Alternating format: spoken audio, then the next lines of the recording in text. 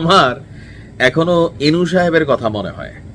মানে ৭৫-এর ১৫ই আগস্ট পরবর্তী সময় শুনছিলাম আর কি যে এনু সাহেব তারা নাকি ট্যাঙ্কের উপর এটা এরকম ডান্স করতেছিল বঙ্গবন্ধু শেখ মুজিবুর রহমানের মৃত্যুতে।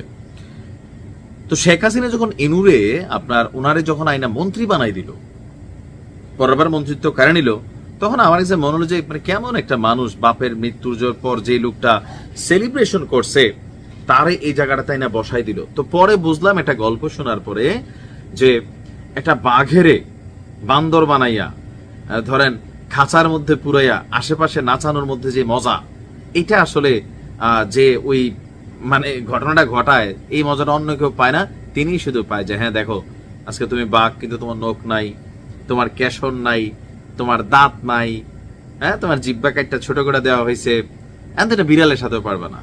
অনেকটা এরকমই উইথ ডিউ রেসপেক্ট আমাদের বর্তমান বাংলাদেশের যিনি রাষ্ট্রপতি আছেন মাইন্ডকের চিপায় আছেন। তবে মোটামুটি ১ বছর এক ধরনের ঝামেলা থেকে বাইচে আছেন বিএনপির একটা শক্ত সাপোর্টিং এর কারণে।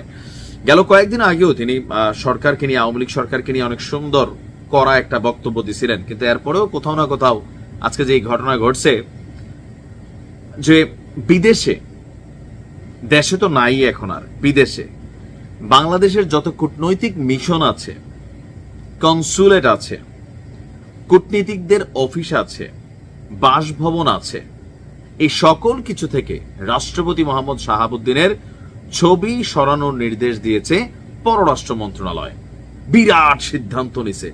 তো ভাই এই সিদ্ধান্ত যদি নিতেন, গুনা গুনা হাতে আছে আর ৩ মাস, তো মানে এখন কেন এই সিদ্ধান্ত নেওয়া হলো? যাই হোক, দেরিতে হইলেও নেছে। আর অঞ্চল ভিত্তিক কয়েকজন রাষ্ট্রদূত হাইকমিশনারকে টেলিফোনে এই নির্দেশনার কথা জানানো হয়েছে।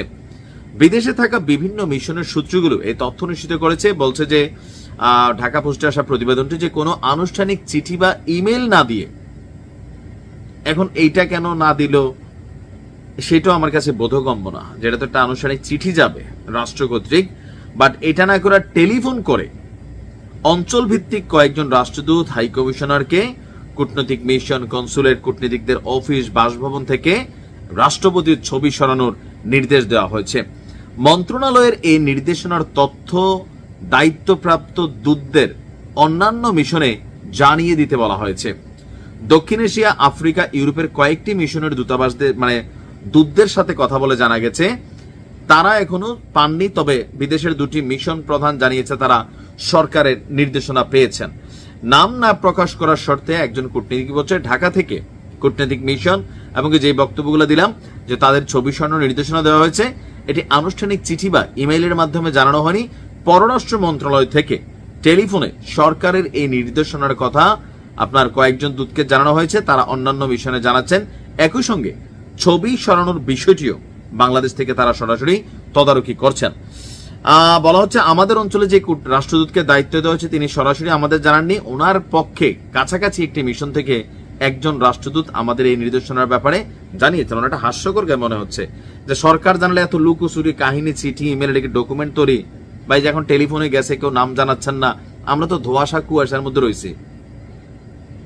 এখন এটার কি মানে কোন রকম আইনি ব্যত্যয় ঘটে যে একজন রাষ্ট্রপতি যিনি রানিং আছেন তার ছবি সরিয়ে দেওয়ার মধ্যে দিয়ে? সম্ভবত এটার কারণে বিদেশি কূটনীতিকদের কাছে কোনো ঝামেলা কিছু তো একটা আছে, যার কারণে সরকারি লুকোচুরিটা করতেছে। তবে রাষ্ট্রপতির নখ তো বহুত আগেই তুলে ফেলা হয়েছে, তারপর ধরেন দাঁতও তুলে ফেলা হয়েছে। না মানে ওই যে বাঘের গল্পের সাথে সিমিলার, আবার এটা কাইটা নিয়ে কেউ ভিডিও বানাই দিয়েন না। তো এই জায়গাটা যেটা ছিল যে গল্পের প্রথম অংশে এত বড় পাওয়ারফুল একজন মানুষকে এই সরকার বহিষ্কার কথা ছিল, কিন্তু বহিষ্কার না করে এই যে ধরেন একের পর এক ক্ষমতা, এখন শুধু মানে রাষ্ট্রপতি ভবনে ঘুমানো ছাড়া, খাওয়া ছাড়া আমার মনে হয় যে এই লুক দিয়া রাষ্ট্রের কোনো কাজ হচ্ছে, বেতন ভাতা যাচ্ছে আর কি, প্রটোকল সহ। তবে রাষ্ট্র চলতে গেলে লাগে, মানুষটা লাগে, সেই জন্য রাখা হয়েছে আর কি। ভালো থাকুন।